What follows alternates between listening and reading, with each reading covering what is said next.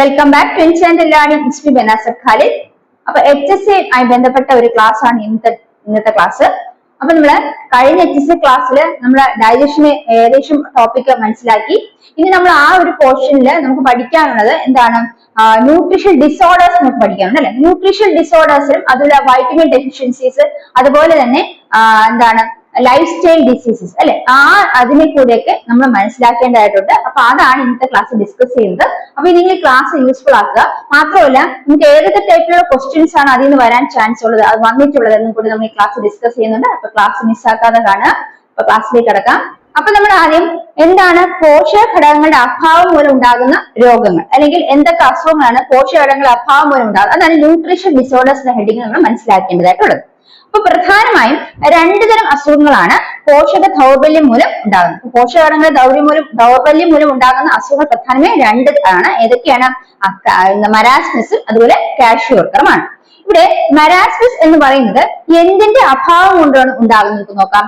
Marasmus എന്ന് പറയുന്നത് പ്രോട്ടീന്റെ അല്ലെങ്കിൽ മാംസ്യത്തിന്റെ അതുപോലെ തന്നെ മറ്റു പോഷക ഘടകങ്ങളുടെയും കുറവ് മൂലമാണ് ഉണ്ടാകുന്നത്. മരാസ്മസ് എന്ന അസുഖം ഉണ്ടാകുന്നെങ്കിൽ പോഷകക്കുറവ് മൂലം ഉണ്ടാകുന്ന ഒരു രോഗാവസ്ഥ അല്ലെങ്കിൽ രോഗമാണ്.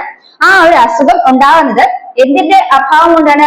മാംസ്യത്തിന്റെ അല്ലെങ്കിൽ പ്രോട്ടീന്റെ അല്ലെങ്കിൽ മാംസ്യത്തിന്റെ അതോടൊപ്പം തന്നെ ചില പോഷക ഘടകങ്ങളുടെയും കുറവ് കൊണ്ടുണ്ടാകുന്ന ഒരു അസുഖമാണ് ഏത്? മരാസ്മസ് എന്ന് മനസ്സിലാക്കി വയ്ക്കുക. അപ്പം അത് പ്രധാനമായിട്ട് എങ്ങനെയുള്ള കുട്ടികളെന്ന് പറയുമ്പോഴത്തേക്ക് ആവശ്യത്തിന് മുലപ്പാൽ ലഭിക്കാത്ത കുഞ്ഞുങ്ങളിലാണ് ഈ രോഗാവസ്ഥ കൂടുതലായിട്ട് കണ്ടുവരുന്നത്. അപ്പൊ ആവശ്യത്തിന് മുലപ്പാൽ ലഭിക്കാത്ത കുട്ടികളിലാണ് ഈ രോഗാവസ്ഥ കൂടുതലായിട്ട് കണ്ടുവരുന്നത്. ഇനി വളർച്ച മുരടിക്കൽ, ഭാരക്കുറവ്, പേശീക്ഷയം, മെലിഞ്ഞ കൈകാലുകൾ, പ്രായം തോന്നിക്കുന്ന മുഖം തുടങ്ങിയവയാണ് ഇതിന്റെ രോഗലക്ഷണങ്ങൾ എന്ന് മനസ്സിലാക്കി വെക്കുക. അപ്പൊ എന്താണ്? വളർച്ചക്കുറവ് അല്ലെ. കാരണം എന്താണ്? വളർച്ച മുരടിക്കൽ, അതായത് കുഞ്ഞുങ്ങൾക്ക് മുലപ്പാൽ ലഭിക്കാതെ വരുന്ന കുഞ്ഞുങ്ങൾക്കാണ് ഇത്തരത്തിൽ രോഗം കാണപ്പെടുന്നത്. അപ്പൊ അവർക്ക് എന്തൊക്കെ അവരുടെ ആ ശാരീരികമായ അവസ്ഥകൾ എന്തൊക്കെയായിരിക്കും? ഒന്ന്, അവർക്ക് വളർച്ച മുരടിക്കുന്നുണ്ടാവും, അതിൽ ഭാരക്കുറവ് അനുഭവപ്പെടും, അതിൽ പേശികൾക്ക് ക്ഷയം സംഭവിക്കും, പിന്നെ ശരീരവും അല്ലെങ്കിൽ മെലിഞ്ഞ കൈകാലുകളായിരിക്കും ഉള്ളത്, പ്രായം തോന്നിക്കുന്ന മുഖം, ഇതിലാണ് ഇതിന്റെ പ്രധാന ലക്ഷണങ്ങൾ എന്ന് മനസ്സിലാക്കി. ഇപ്പൊ മരാസ്മസ് എന്ന് പറയുന്നത് പോഷക ഘടകങ്ങളുടെ അഭാവം ഉണ്ടാകുന്ന രോഗമല്ലേ. എന്താണ്? മാംസ്യത്തിന്റെയും അതുപോലെ തന്നെ മറ്റു പല പോഷക ഘടകങ്ങളുടെ അഭാവം മൂലം ഉണ്ടാകുന്ന രോഗമാണ് മരാസ്മസ് എന്ന് ഓർത്തു വയ്ക്കുക. ഇനി അതിന്റെ സിംറ്റംസ് എന്താണെന്ന് കൂടെ മനസ്സിലാക്കി വെക്കാം. ഇനി എന്താണ് കാഷ്യോർക്കർ? കാഷ്യോർക്കർ എന്ന് പറഞ്ഞാൽ ഇവിടെ മനസ്സിലാക്കേണ്ട മാംസ്യത്തിന്റെ അഭാവം മൂലം മാത്രം ഉണ്ടാകുന്നതാണ് എന്ത്? കാഷ്യോർക്കർ. അപ്പൊ മരാസ്മസ് ആണെങ്കിൽ മാംസ്യവും അതോടൊപ്പം തന്നെ മറ്റു പോഷകങ്ങളുടെ അഭാവം ഉണ്ടാകാം. എന്നാൽ കാഷ്യോർക്കർ എന്ന് പറയുന്നത് എന്താണ്? മാംസ്യത്തിന്റെ അഭാവം മൂലം ഉണ്ടാകുന്ന രോഗമാണ് കാഷ്യോർക്കർ. ഇനി അതിന്റെ സിംറ്റംസ് നോക്കുകയാണെങ്കിൽ ലക്ഷണങ്ങൾ എന്തൊക്കെയാണ്? വളർച്ച മുരടിക്കൽ, പാദത്തിലും കണങ്കാലിലും നീര്, വിവർണമായ നേർത്ത മുടി, വിളറിയ മുഖം, പാടുകളും ചുളിവുകളുമുള്ള ത്വക്ക്, ഉന്തിയ വയറ് എന്നിവയാണ് പ്രധാനപ്പെട്ട രോഗലക്ഷണങ്ങൾ. അപ്പൊ എന്തൊക്കെയാണ് പ്രധാനപ്പെട്ട രോഗലക്ഷണങ്ങൾ? കണങ്കാലിലും അതുപോലെ പാദത്തിലും നീര് കാണപ്പെടും, പിന്നെ വിവർണമായ നേർത്ത മുടിയായിരിക്കും ഉള്ളത്, വിളറിയ മുഖമായിരിക്കും, പാടുകളും ചുളിവുകളുമുള്ള ത്വക്കായിരിക്കും, ഉന്തിയ വയറ് തുടങ്ങിയവയാണ് പ്രധാന രോഗലക്ഷണങ്ങൾ മനസ്സിലാക്കുക. അപ്പൊ നമ്മൾ ആദ്യം മനസ്സിലാക്കേണ്ടത് പോഷകങ്ങളുടെ അഭാവമുള്ള രോഗങ്ങളാണ് നമ്മൾ മനസ്സിലാക്കുന്നത്. അതിൽ ആദ്യം മനസ്സിലാക്കുന്നത് ഏതൊക്കെയാണ്? മരാസ്മസും കാഷ്യോർക്കറും. അപ്പൊ മരാസ്മസ് എന്ന് പറയുന്നത് പ്രോട്ടീൻ അല്ലെങ്കിൽ മാംസത്തിന്റെ അതോടൊപ്പം മറ്റു പോഷകങ്ങളുടെ കുറവ് മൂലം ഉണ്ടാകുന്ന രോഗമാണ്. ഇനി അത് കുഞ്ഞുങ്ങളിലല്ല, മുലപ്പാൽ ലഭിക്കാതെ വരുന്ന കുഞ്ഞുങ്ങളിലാണ് ഇത്തരത്തിൽ രോഗാവസ്ഥ കാണപ്പെടുന്നത്. ഇനി കാഷ്യോർക്കർ ആകട്ടെ മാംസത്തിന്റെ അഭാവം മൂലം ഉണ്ടാകുന്ന രോഗമാണ് ഇത് കാഷ്യോർക്കർ എന്നും ഓർത്തു വയ്ക്കുക. രണ്ടിന്റെ സിംറ്റംസ് ഏകദേശം ചില സിംറ്റംസ് സെയിം ആണ്. എന്നാലും നമുക്ക് ഉന്തിയ വയറെന്ന് പറയുമ്പോൾ എന്തിന്റെ രോഗലക്ഷണമാണ്? കാഷ്യോർക്കറിന്റെ രോഗലക്ഷണമാണ് ഉന്തിയ വയറെന്ന് ഓർത്തു വയ്ക്കുക. ഇനി നമ്മൾ മനസ്സിലാക്കുന്നത് ജീവകങ്ങളെ കുറിച്ച് അല്ലെ, ജീവകങ്ങളും അതിന്റെ അപര്യാപ്ത രോഗങ്ങളെ കുറിച്ചും നമ്മൾ മനസ്സിലാക്കേണ്ടതായിട്ടുണ്ട്. അത് നമ്മൾ പല പരീക്ഷകളിൽ റിപ്പീറ്റ് ആയിട്ട് പഠിക്കുന്ന കാര്യങ്ങളാണ്. അപ്പൊ ഇവിടെ നമുക്ക് ജസ്റ്റ് ഒന്ന് മനസ്സിലാക്കി പോകാം. അപ്പൊ അത്രയും കാര്യങ്ങൾ മാത്രമാണ് നമുക്ക് ഇനി മനസ്സിലാക്കാനുള്ളത്. ഇനി നമ്മൾ മനസ്സിലാക്കേണ്ട മറ്റൊരു കാര്യം, അതായത് നമ്മൾ കാഷ്യോർക്കറും മരാസ്മസും പറഞ്ഞപ്പോൾ നമ്മൾ പറഞ്ഞ മരാസ്മസ് എന്ന് പറയുന്നത് എന്താണ്? പ്രോട്ടീനും അതുപോലെ തന്നെ മറ്റു പല പോഷക ഘടകങ്ങളുടെ അഭാവം മൂലം ഉണ്ടാകുന്ന ഒരു അസുഖമാണെന്ന് പറഞ്ഞു അല്ലെ. അപ്പൊ അത് മുലപ്പാൽ ലഭിക്കാത്ത കുഞ്ഞുങ്ങൾക്കാണെന്ന് പറഞ്ഞു. അപ്പൊ അത് ഏത് പ്രായത്തിലുള്ള കുട്ടികൾക്കായിരിക്കും? 1 വയസ്സിന് താഴെയുള്ള കുട്ടികൾക്കാണ് മരാസ്മസ് എന്ന രോഗം കാണപ്പെടുന്നത് മനസ്സിലാക്കി വെക്കാം. ഈ കാഷ്യോർക്കർ ആണെങ്കിൽ 1-നും 3-നും ഇടയിൽ പ്രായമുള്ള കുട്ടികളിലാണ് കാഷ്യോർക്കർ എന്ന രോഗാവസ്ഥ കാണപ്പെടുന്നതും കൂടെ മനസ്സിലാക്കി വെക്കുക. അപ്പൊ അതാണ് നമ്മളവിടെ ഓർത്തിരിക്കേണ്ട മറ്റൊരു പ്രധാനപ്പെട്ട പോയിന്റ്. ഇനി വൈറ്റമിൻസും അതിന്റെ ഫങ്ഷൻസും മനസ്സിലാക്കാം. അതുപോലെ തന്നെ ഡെഫിഷ്യൻസീസ് ഡിസീസസിനെ കുറിച്ചും മനസ്സിലാക്കാം. അപ്പൊ ആദ്യം മനസ്സിലാക്കേണ്ടത് വൈറ്റമിൻസ് പ്രധാനം നമ്മൾ പഠിച്ചു. ഫാറ്റ് സോൾ വൈറ്റമിൻസും ഉണ്ട്, അതുപോലെ എന്താണ് വാട്ടർ സോൾബിൾ അല്ലെ, കൊഴുപ്പിൽ ലയിക്കുന്നവയും അതുപോലെ ജലത്തിൽ ലയിക്കുന്നവയും വൈറ്റമിൻസ് ഉണ്ടെന്ന് മനസ്സിലാക്കുക. അപ്പൊ അതില് കൊഴുപ്പിൽ ലയിക്കുന്നത് ഏതൊക്കെയാണ്?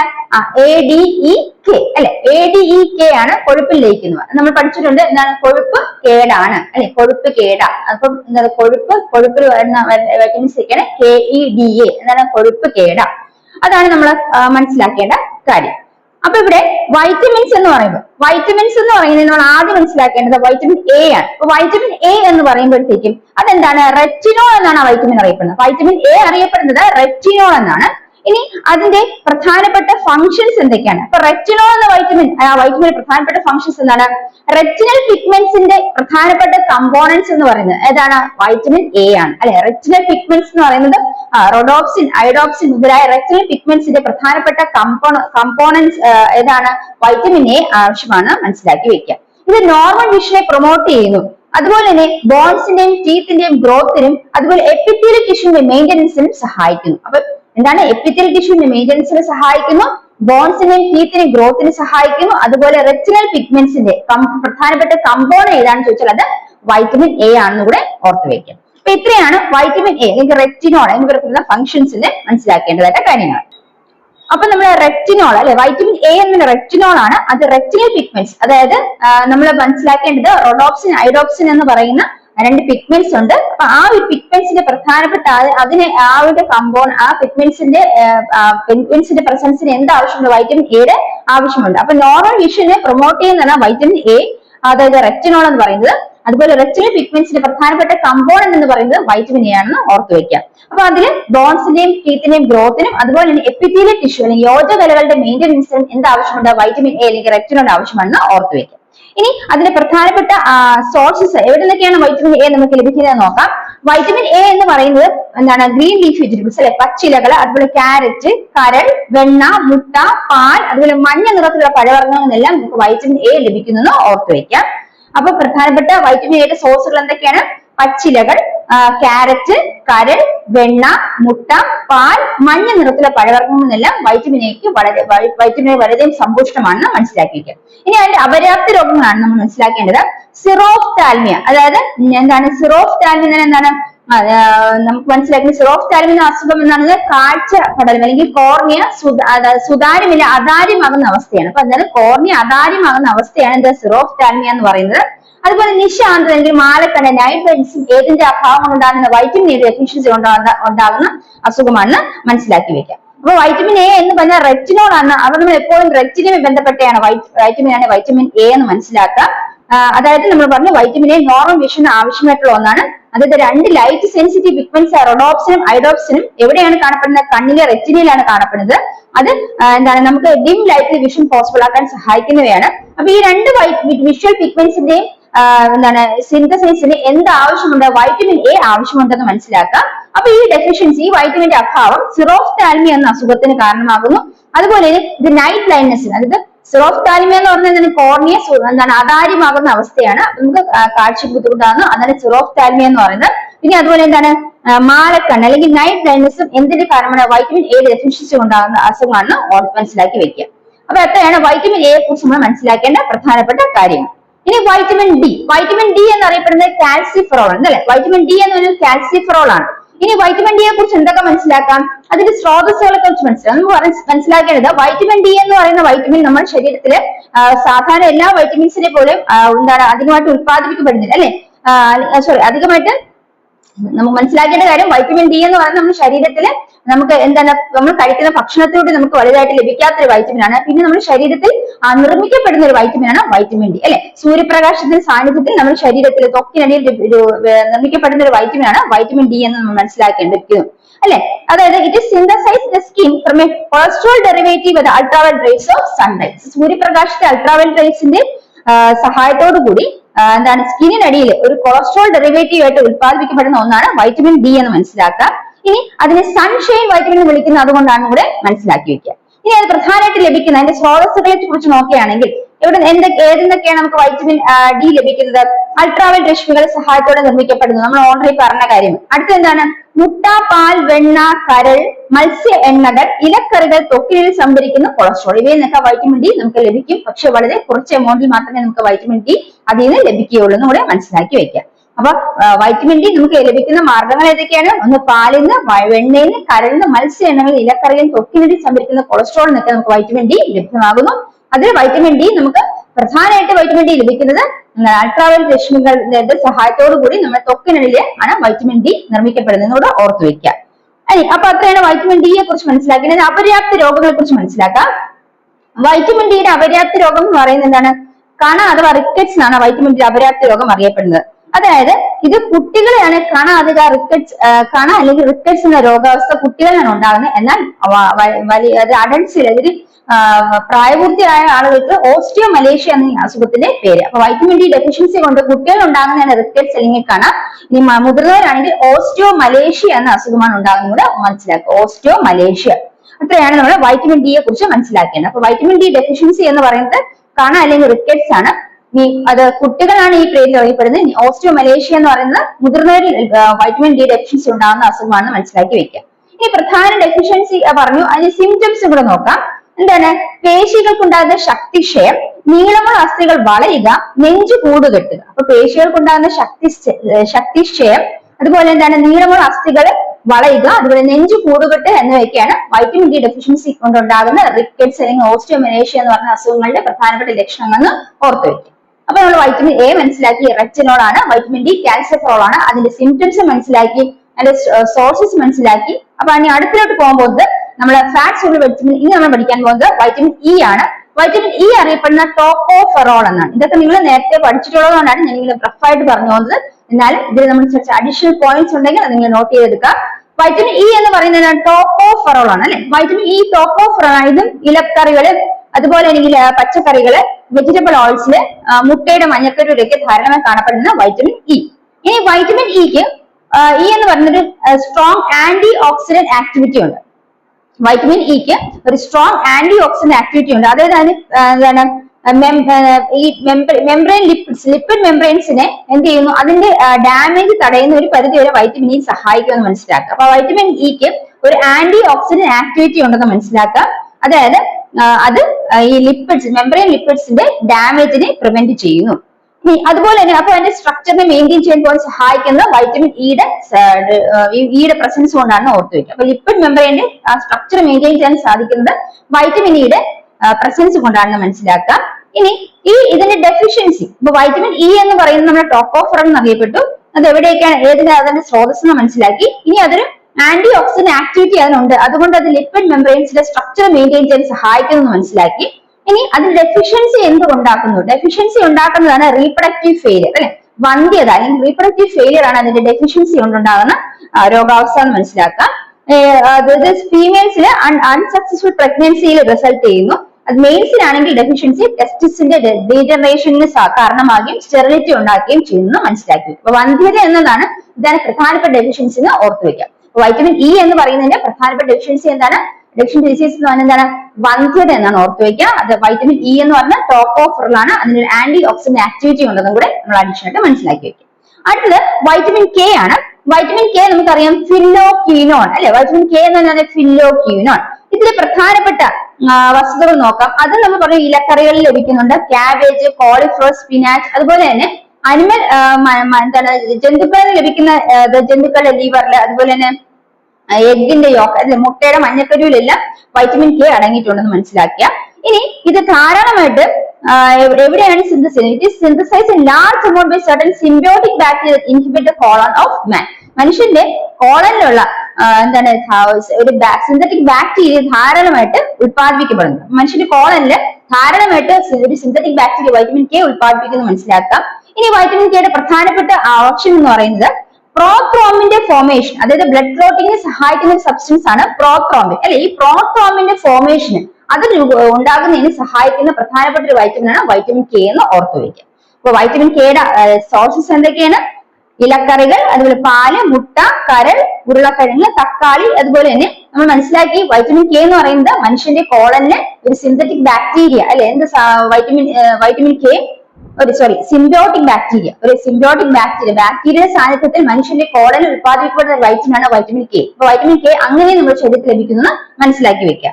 ഇനി വൈറ്റമിൻ കെക്ക് അതിന്റെ ആവശ്യം എന്താണ്? അത് നമ്മൾ രക്തം കട്ടപിടിക്കാൻ സഹായിക്കുന്ന പ്രോത്രോമ്പിൻ ഉത്പാദനത്തിന് വൈറ്റമിൻ കെ വളരെയധികം അത്യാവശ്യമെന്ന് മനസ്സിലാക്കുക. അപ്പൊ വൈറ്റമിൻ കെയുടെ അഭാവം ഉണ്ടായാൽ എന്ത് സംഭവിക്കും?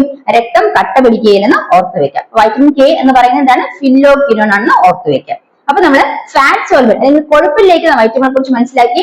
ADEK അല്ലെ? അപ്പൊ അത് ഏതൊക്കെയാണെന്ന് ക്ലിയർ ആയി. അത് ഡെഫിഷ്യൻസി ഡിസീസ് നോക്കി, സിംറ്റംസ് നോക്കി, അതിന്റെ എക്സ്ട്രാ പോയിന്റ്സ് ഉണ്ടെങ്കിൽ അത് നമ്മൾ നോക്കി. ഇത് ക്ലിയർ ആയെന്ന് വിശ്വസിക്കുന്നു. അപ്പൊ നമുക്ക് ഇനി മനസ്സിലാക്കാൻ പോകുന്നത് ജലത്തിൽ ലയിക്കുന്ന വൈറ്റമിൻസിനെ കുറിച്ച്.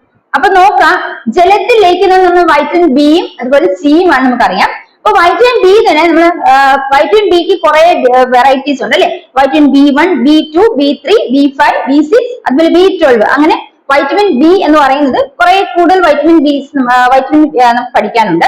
അപ്പൊ ആദ്യം മനസ്സിലാക്കേണ്ടത് വൈറ്റമിൻ B1 എന്ന് അറിയപ്പെടുന്നതാണ് തയാമിൻ ആണ് അല്ലെ? വൈറ്റമിൻ B1 എന്ന് പറയുന്നത് തയാമിൻ ആണ്. ഇനി മനസ്സിലാക്കേണ്ടതിന്റെ സോഴ്സസ് ആണ്. എവിടെയാണ് വൈറ്റമിൻ B1 കൂടുതൽ ലഭിക്കുന്നത് എന്ന് വെച്ചാൽ അണ്ടിപ്പരിപ്പ്, അതുപോലെ പയറുവർഗ്ഗങ്ങൾ, ധാന്യങ്ങളുടെ തവിട്. ആദ്യം മനസ്സിലാക്കി വൈറ്റമിൻ B1 എന്ന് പറയുമ്പോൾ എന്താണ്? തവിടിൽ കാണപ്പെടുന്നു. ഇനി അണ്ടിപ്പരിപ്പ്, പയറുവർഗ്ഗങ്ങൾ, അതുപോലെ കരളിലും ഒക്കെ എന്ത് കാണപ്പെടുന്നു? വൈറ്റമിൻ B1 കാണപ്പെടുന്നു.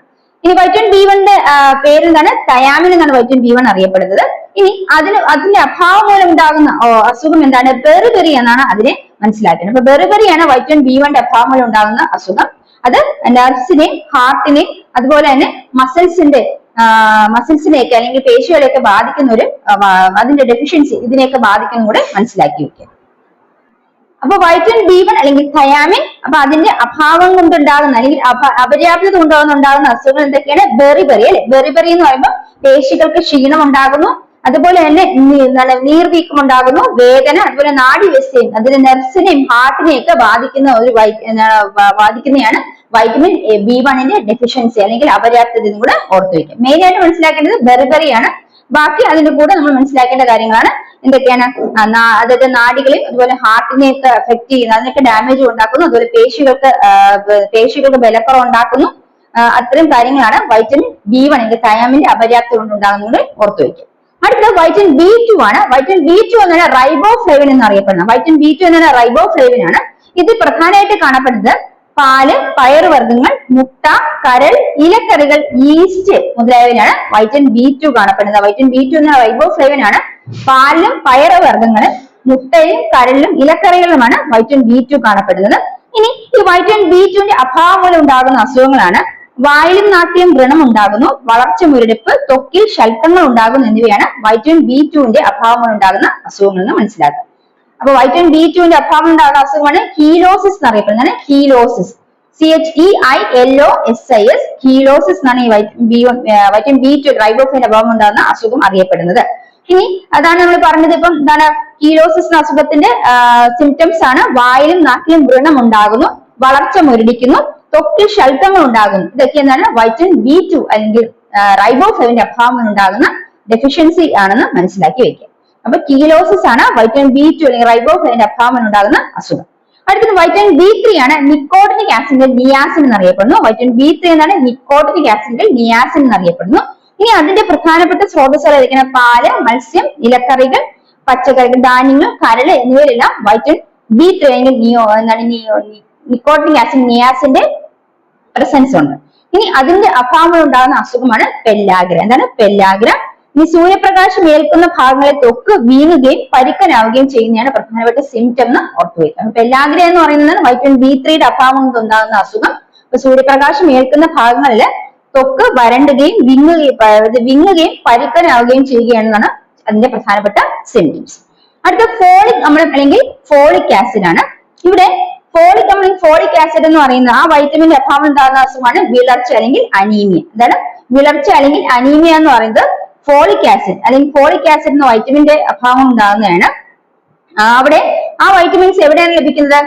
ഗ്രീൻ ലീഫ് വെജിറ്റബിൾസ് അല്ലെ? ഇലക്കറികള്, ലിവർ, ഈസ്റ്റ് എന്നൊക്കെയാണ് ഫോളിക് ആസിഡ് എന്ന് പറഞ്ഞ വൈറ്റമിൻ നമുക്ക് ലഭിക്കുന്നത്. അത് വിളർച്ച ഉണ്ടാക്കുന്നു. അത് പ്രധാനമായിട്ട് ഗർഭിണികളിലാണ് വിളർച്ച ഉണ്ടാക്കുന്നത് കൂടെ ഓർത്തു വയ്ക്കുക. അതുകൊണ്ടാണ് നമ്മൾ ഫോളിക് ആസിഡ് ടാബ്ലറ്റ്സ് ഗർഭിണികൾക്ക് കൊടുക്കുന്നത്. അപ്പം വൈറ്റമിൻ ഫോളിക് ആസിഡ് എന്ന് പറഞ്ഞ വൈറ്റമിന്റെ അഭാവം ഉണ്ടാകുന്ന ഡെഫിഷ്യൻസി ഡിസീസ് ഏതാണെന്ന് വെച്ചാൽ ഏതാണ്? അനീമിയ ആണെന്ന് കൂടെ ഓർത്തു വയ്ക്കുക. അടുത്ത വൈറ്റമിൻ B6 ആണ്. പിരിഡോക്സിൻ ആണ് വൈറ്റമിൻ B6 അറിയപ്പെടുന്നത്. ഇത് പ്രധാനമായിട്ടും കാണപ്പെടുന്നത് മത്സ്യം, മുട്ട, കരൾ, ധാന്യങ്ങൾ, പച്ചക്കറിയിലെല്ലാം വൈറ്റമിൻ B6 അല്ലെങ്കിൽ പിരിഡോക്സിൻ കാണപ്പെടുന്നു മനസ്സിലാക്കുക. ഇനി ഇതിന് പ്രധാനപ്പെട്ട സിംറ്റംസ് എന്തൊക്കെയാണ്? വിളർച്ച ഉണ്ടാകുന്നു. പിന്നെ ഡെർമറ്റൈറ്റിസ് തൊക്കുമ റിലേറ്റ് ചെയ്താണ് ഡെർമറ്റൈറ്റിസ്. അതുപോലെ തന്നെ വയറിളക്കം മുതലായ അസുഖങ്ങളൊക്കെ ഉണ്ടാകുന്ന വൈറ്റമിൻ B6 പിരിഡോക്സിന്റെ അഭാവം മൂലമാണെന്നാണ് ഓർത്തു വയ്ക്കുക. അപ്പൊ വൈറ്റമിൻ B6 അല്ലെങ്കിൽ പിരിഡോക്സിൻ എന്ന് പറയുന്നത് എന്താണ്? അതിന്റെ സിംറ്റംസ് എന്തൊക്കെയാണ്? വിളർച്ച, ഡെർമറ്റൈറ്റിസ്, വയറിളക്കം. ഇനി വൈറ്റമിൻ B12 അല്ലെങ്കിൽ സൈനോകൊബാൽമിൻ. വൈറ്റമിൻ B12 അല്ലെങ്കിൽ സൈനോകൊബാൽമിൻ. ഇവിടെ പ്രധാനമായിട്ട് ഇത് ലഭിക്കുന്നത് മാംസ്യം, അതുപോലെ മത്സ്യം, മാംസ്യം, ധാന്യങ്ങൾ, പച്ചക്കറികൾ എന്നിവയിലെല്ലാം വൈറ്റമിൻ B12 സൈനോകൊബാൽമിന്റെ പ്രസൻസ് ഉണ്ട്. ഇനി അതിന്റെ ഡെഫിഷ്യൻസി എന്ന് പറയുന്നത് എന്ത് തന്നെയാണ്? വിളർച്ചയാണ്. ഇനി നമ്മൾ മനസ്സിലാക്കേണ്ടത്, നമ്മൾ പഠിച്ചു ഇതൊരു വൈറ്റമിൻ B12 അല്ലെ സൈനോകൊബാൽമിൻ എന്ന് പറയുന്നത് കോബാൾട്ട് അടങ്ങിയിരിക്കുന്ന ഒരു വൈറ്റമിൻ ആണ്. ഇത് ഈ വൈറ്റമിൻ B12 അല്ലെങ്കിൽ കൊബാൽമിൻ എന്ന് പറയുന്നത് എന്താണ്? ഒരു ഗ്യാസ്ട്രിക് എൻസൈമായ കാസ്റ്റിൽസ് ഇൻസ്റ്റന്റ് ഫാക്ടർ എന്ന് അറിയപ്പെടുന്നു.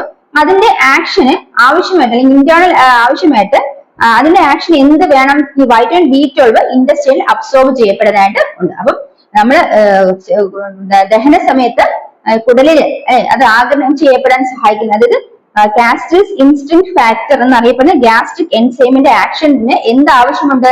ഈ വൈറ്റമിൻ B12 സൈനോകൊബാൽമിന്റെ സാന്നിധ്യം ആവശ്യമുണ്ട്. അപ്പൊ അത്തരത്തിൽ ആവശ്യമുള്ള ഒരു ഫാക്ടർ കൂടിയാണ് ഈ വൈറ്റമിൻ B12 എന്ന് മനസ്സിലാക്കുക. ഈ ഒരു എൻസൈമിന്റെ ആബ്സെൻസ് ഒരു ഡിസീസിന് കാരണമാകുന്നു. അതാണ് പെർനീഷ്യസ് അനീമിയ എന്ന് മനസ്സിലാക്കുക. അപ്പൊ എന്തായാലും പെർനീഷ്യസ് അനീമിയ എന്ന് പറയുന്ന വൈറ്റമിൻ B12 അഭാവം മൂലം ഉണ്ടാകുന്ന ഒരു അസുഖമാണ്.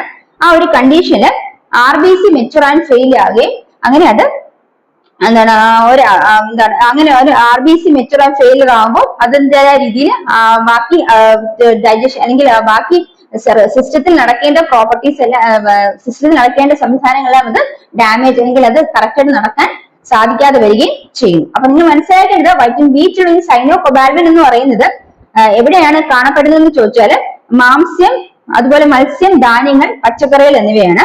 ഇനി അതുപോലെ തന്നെ ഇതൊരു കൊബാൾട്ട് കണ്ടെയ്ൻ ചെയ്യുന്ന വൈറ്റമിൻ ആണ്.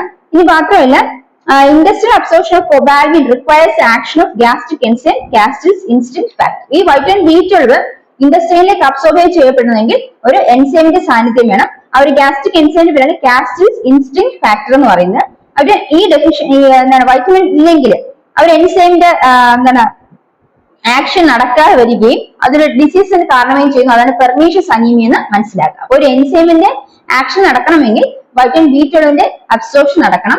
ഇൻഡസ്ട്രിയിലായിരിക്കും അബ്സോർപ്ഷൻ നടക്കേണ്ടത്. അപ്പൊ അങ്ങനെ അബ്സോർപ്ഷൻ നടന്നില്ലെങ്കിൽ, വൈറ്റമിൻ B12 ഉണ്ടായില്ലെങ്കിൽ, അബ്സോർപ്ഷൻ നടന്നില്ലെങ്കിൽ എന്ത് സംഭവിക്കും? പെർനീഷ്യസ് അനീമിയ എന്ന ഡിസീസ് ഉണ്ടാകാനുള്ള സാധ്യത ഉണ്ടെന്നുകൂടെ മനസ്സിലാക്കി വെക്കും. അപ്പൊ വൈറ്റമിൻ B നമ്മൾ എന്താ പഠിച്ചു? വൈറ്റമിൻ B ഡെഫിഷ്യൻസി ഡിസീസും സോഴ്സസും മനസ്സിലാക്കി.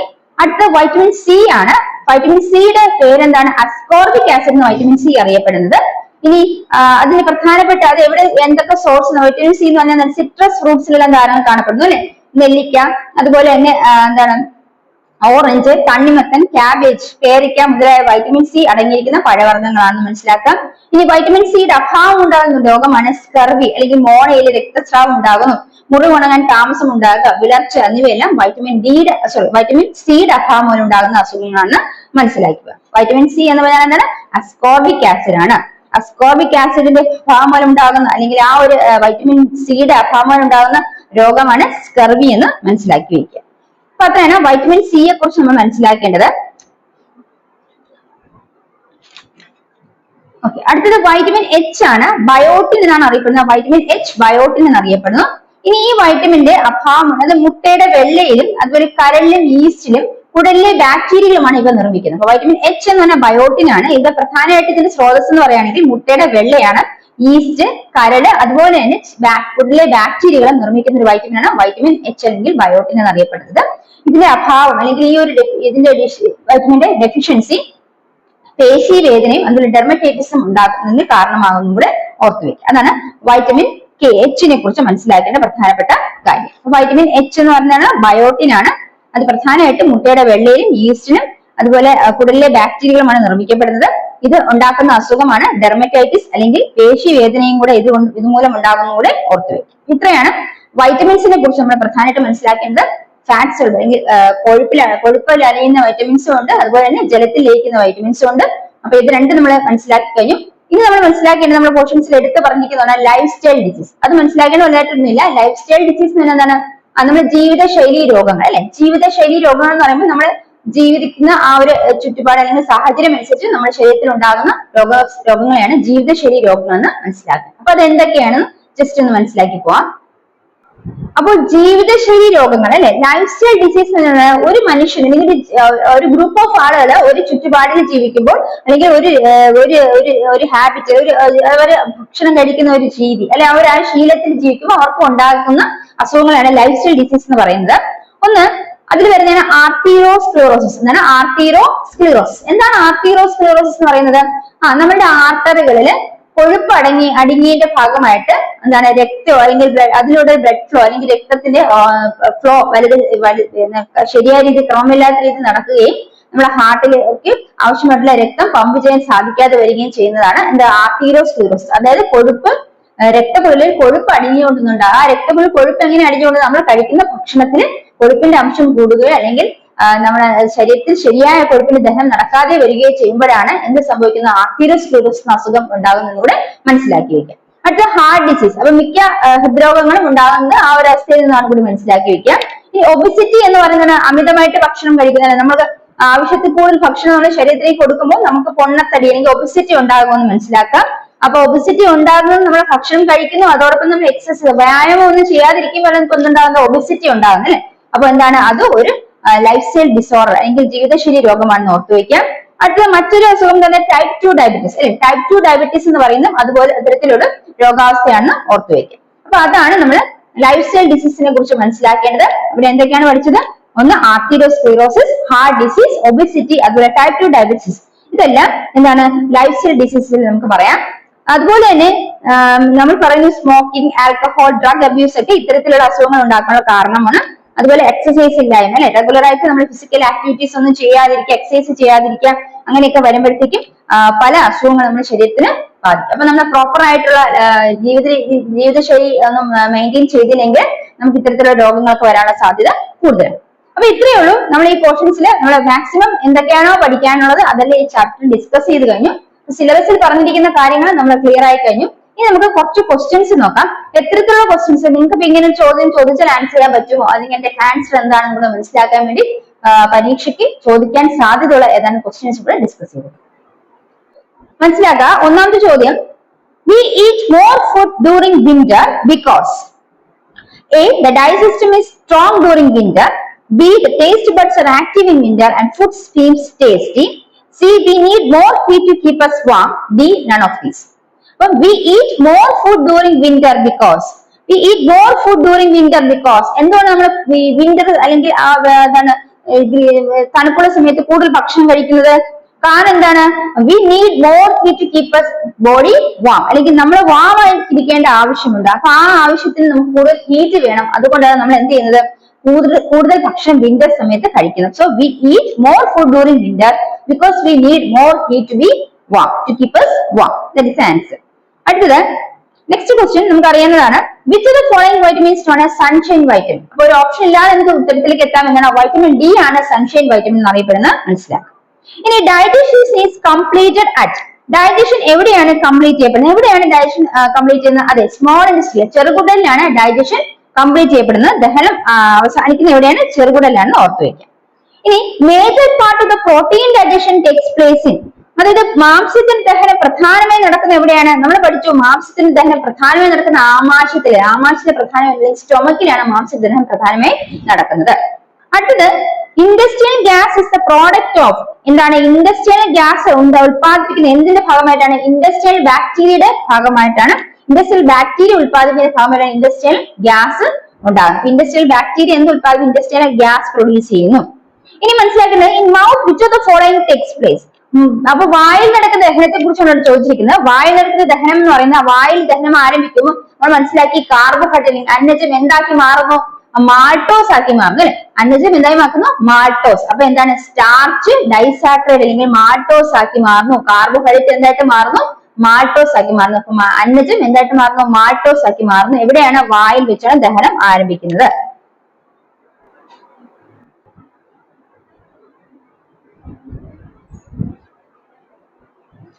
അപ്പൊ അടുത്ത ചോദ്യം നമുക്ക് നോക്കാം. അടുത്ത ചോദ്യം ഇങ്ങനെയാണ്.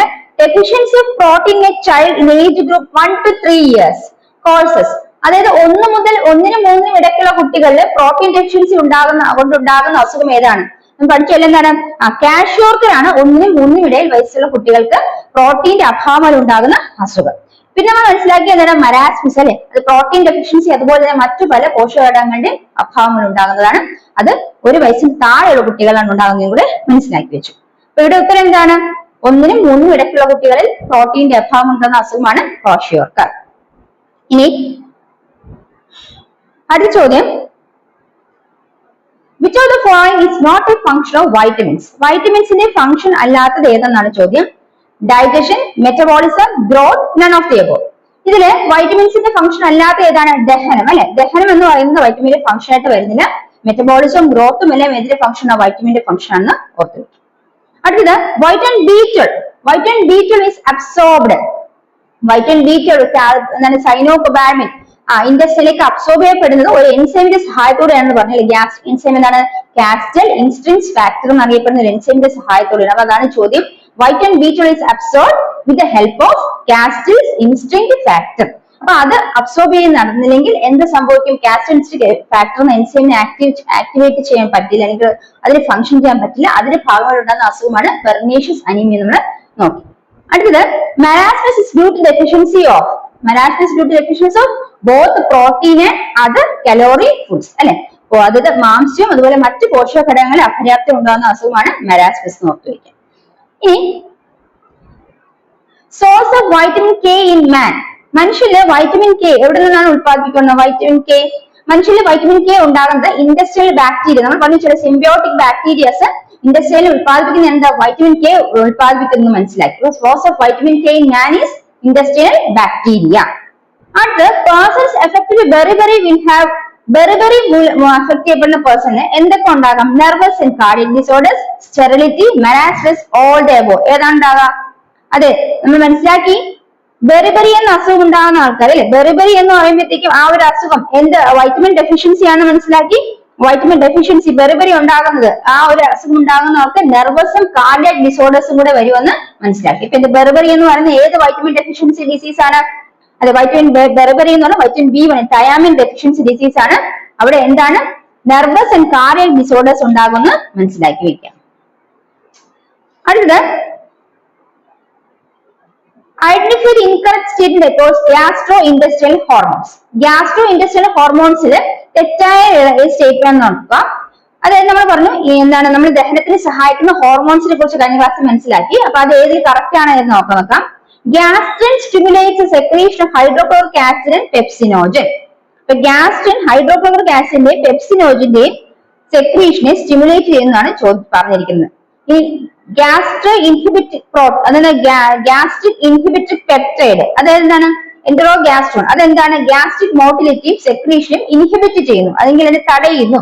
അതായത് ദഹനത്തിന് ആവശ്യമുള്ള സ്രവങ്ങൾ ഉത്പാദിപ്പിക്കുന്നതിന് നിർത്തുന്ന ഹോർമോൺ എന്താ? ഗ്യാസ്ട്രോ എൻഡറോസ്റ്ററോ അല്ലെങ്കിൽ ഗ്യാസ്ട്രിക് ഇൻഹിബിറ്ററി പെപ്റ്റൈഡ് എന്നറിയപ്പെടുന്നു.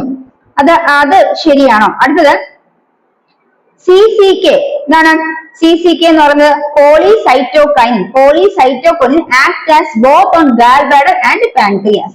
ഗാൽ ബ്ലാഡറിലും പാൻക്രിയാസും പോളിസൈറ്റോകൈനിൻ ആക്ട് ചെയ്യുന്നു. അടുത്ത secretin acts on gall bladder and stimulates release of bile from it. ഇപ്പൊ സെക്രീറ്റിൻ ഗാൽ ബ്ലാഡറിനെ ആക്ട് ചെയ്ത് ബൈലിനെ അതിൽ നിന്നും സെക്രീറ്റ് ചെയ്യാൻ സഹായിക്കുന്നു എന്നാണ് പറഞ്ഞിരിക്കുന്നത്. അപ്പൊ ഉത്തരം ഏതാണ്? ഇൻകറക്റ്റ് സ്റ്റേറ്റ്മെന്റ് വെച്ചാൽ എന്താണ്? ഡി ആണ് തെറ്റ്. അപ്പൊ സെക്രീറ്റിൻ എന്തൊക്കെ ചെയ്യുന്നു നമ്മൾ മനസ്സിലാക്കിയിട്ടുണ്ട്, ഗ്യാസിന് എന്ത് ചെയ്യുന്നു മനസ്സിലാക്കിയിട്ടുണ്ട്. അപ്പൊ ഓരോ ഹോർമോൺസിന്റെ ആക്ടിവിറ്റി എന്താണ് കഴിഞ്ഞ ക്ലാസ്സിൽ ഡിസ്കസ് ചെയ്തിട്ടുണ്ട്. എന്തൊക്കെയാണത് നമ്മൾ പഠിച്ചു. ഗ്യാസ്ട്രിൻ എന്ന് പറയുന്ന ഹോർമോൺ എന്താണ്? ആമാശയ ദഹനത്തിന് ഉത്പാദിപ്പിക്കുന്ന അല്ലെങ്കിൽ സ്രവിക്കുന്നതിന് സഹായിക്കുന്നു അല്ലെ, അതിനെ സഹായിക്കുന്നു, ഉത്പാദിപ്പിക്കാൻ സഹായിക്കുന്നു. സെക്രീറ്റിൻ എന്ന് പറയുന്നത് പാൻക്രിയാസിൽ നിന്ന് ദഹനരസം ഉത്പാദിപ്പിക്കാൻ സഹായിക്കുന്നതാണ് സെക്രീറ്റിന്റെ ജോലി അല്ലെ. പാൻക്രിയാസ് ദഹനരസം ഉത്പാദിപ്പിക്കാൻ സഹായിക്കുന്നതാണ് സെക്രീറ്റിൻ. ഇവിടെ പറഞ്ഞിരിക്കുന്നതാണ് ഗാൽ ബ്ലാഡറിൽ ബൈൽ ഉത്പാദിപ്പിക്കാൻ സഹായിക്കുന്നു എന്ന് പറഞ്ഞു. തെറ്റാണ്. ഇപ്പൊ സെക്രീറ്റിൻ പാൻക്രിയാസിൽ നിന്ന് ദഹനരസം ഉത്പാദിപ്പിക്കാൻ സഹായിക്കുന്നു. അടുത്ത പാൻക്രിയോസൈമിൻ. പാൻക്രിയാസ് പാൻക്രിയാറ്റിക് ദഹനരസങ്ങളുടെ ഒഴുക്കിനെ ഒഴുകുന്നതിന് എന്താണ്? സ്വാധീനിക്കുന്നു അല്ലെങ്കിൽ സഹായിക്കുന്നു. പാൻക്രിയാറ്റിക് ദഹനരസങ്ങളുടെ ഒഴുക്കിനെ സഹായിക്കുന്നതാണ് പാൻക്രിയോസൈമിൻ. ഇനി കോളിസൈറ്റോകൈനിൻ എന്ന് പറയുന്നത് പിത്താശയ പിത്തരസത്തിലെ ഒഴുക്കിനെ സഹായിക്കുന്നു. അതുപോലെ തന്നെ എൻഡറോഗാസ്ട്രോൺ എന്ന് പറഞ്ഞ ഗ്യാസ്ട്രോ ഇൻഹിബിറ്ററി പെപ്റ്റൈഡ് എന്ന് പറയുന്നത് ഈ പറയുന്ന ദഹനരസങ്ങൾ സ്രവങ്ങളുടെ ഉത്പാദനത്തിനെ തടസ്സം ചെയ്യുന്ന തടയുന്ന നിർത്താൻ സഹായിക്കുന്നവയാണ് ഗ്യാസ്ട്രോ ഇൻഹിബിറ്ററി പെപ്റ്റൈഡ് എങ്കിൽ എൻഡറോഗാസ്ട്രോൺ കൂടെ ഓർത്തു വെക്കും. അപ്പൊ അതിൽ നമ്മൾ ഇവിടെ ചോദിച്ചിരിക്കുന്ന ഓപ്ഷൻസിൽ നമുക്ക് ശരിയായത് ഇൻകറക്റ്റ് സ്റ്റേറ്റ്മെന്റ് ഏതാണെന്നാണ് ചോദിച്ചിരിക്കുന്നത്. ഇൻകറക്റ്റ് സ്റ്റേറ്റ്മെന്റ് ഡി ആണ്. ഇവയൊക്കെ എന്തൊക്കെ കറക്റ്റ് ആണ്? ഗ്യാസ്ട്രിൻ എന്ന് പറയുന്ന ആമാശയരസങ്ങൾ സ്രവിക്കുന്നതിനെ സഹായിക്കുന്നു. അത് ആമാശയരസങ്ങൾ എന്ന് പറയുമ്പോൾ എന്താണ്? HCl അല്ലെ, അതുപോലെ പെപ്സിനോജൻ, ഇതൊക്കെ സെക്രീഷന് സഹായിക്കുന്നതാണ് ഗ്യാസ്ട്രിൻ.